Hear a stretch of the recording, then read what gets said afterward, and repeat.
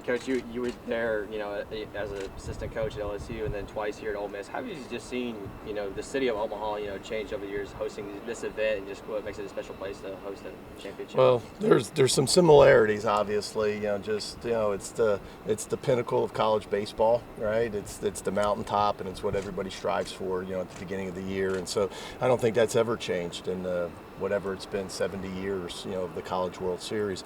But obviously, the way Omaha's embraced the College World Series, and that's why it's synonymous, right? Omaha and the College World Series.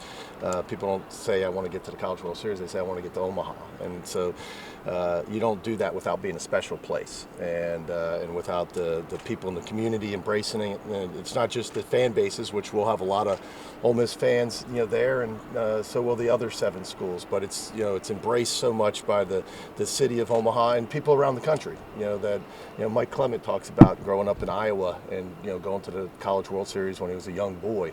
And not really a fan of anybody, just the fan of the College World Series.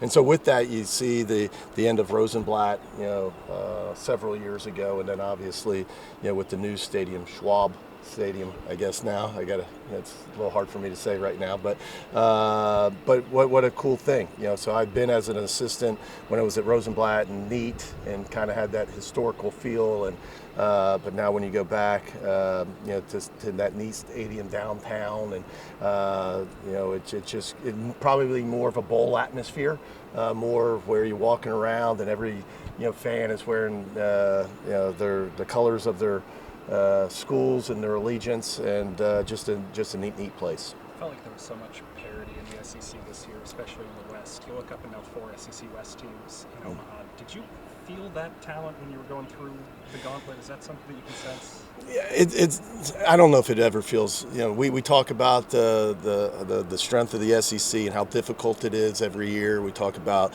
parity, and it's the question that everybody asks, and I'm sure you've asked it in years past. And I think when you're going through it, you don't look at it that way. You're just looking at the next game. And I know it sounds like coaches speak, but that's the only way you can get through it.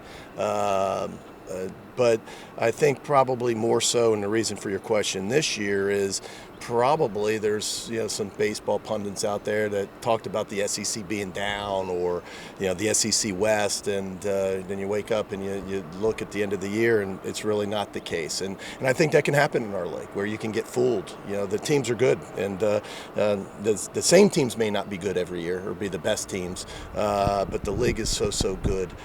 When you look at the SEC West, and what a great year Auburn's had, and even at 16 wins. But I don't know if you know this, and I think this is a fact. I think they're the most wins in our league that didn't play Tennessee, right? And so 16 wins, a really good year. Team that hosts, that's why their RPI was so high.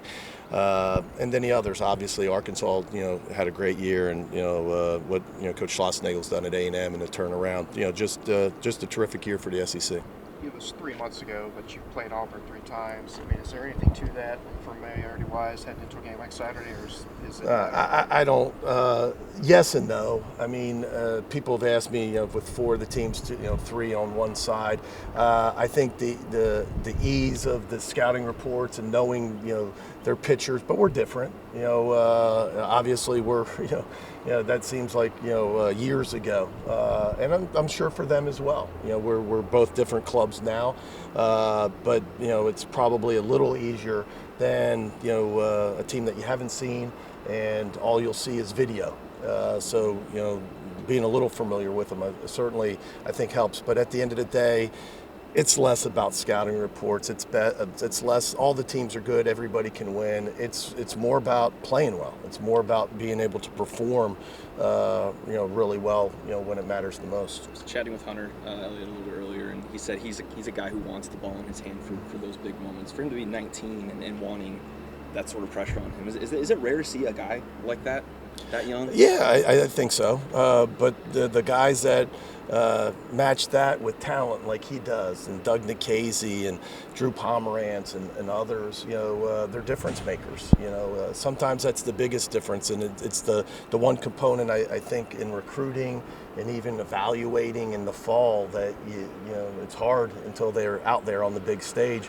Who are the guys that are tough enough to make the pitches when it counts, and that's why you see a DeLucia and others that take off on the big stage that maybe in the fall they were good, but it was hard to decide if they were the best. And once they got the opportunity, they ran with it. But Hunter's got that special quality, that toughness, that grit, whatever adjective you want to use. Guy that wants the ball, and those guys, when again you match it up with talent, they're special. Only 600 tickets, Coach, were given to the fans down in Hattiesburg. Obviously, pretty raucous crowd. Mm-hmm. What were the thoughts going through your head whenever the team drove in late that Saturday night after winning down in Hattiesburg? Just proud, excited. The people that showed up here, at midnight, and we got a little warning, and of course, the Oxford Police Department met us at the, I guess the city limits, and closed every road going into the university here, and just to get off and just to see how excited the fans were. Obviously, we had our moment, 5 or 6 hours prior to that on the field, but to kind of relive it with them was pretty cool. And coming back, one more question. You were able to share that moment with your daughter, and I know some of your family, and you probably had a couple of phone calls personally for you. How important was it? How special was it to really get the cool. Omaha again? Yeah, really cool. They live it with you when you're a coach. They live with the wins and the losses, and as a father, sometimes that's unfortunate. You just want them to be regular kids, but I shared it on Twitter because I don't share many. I think personal moments, but that was I think really cool because I remember back.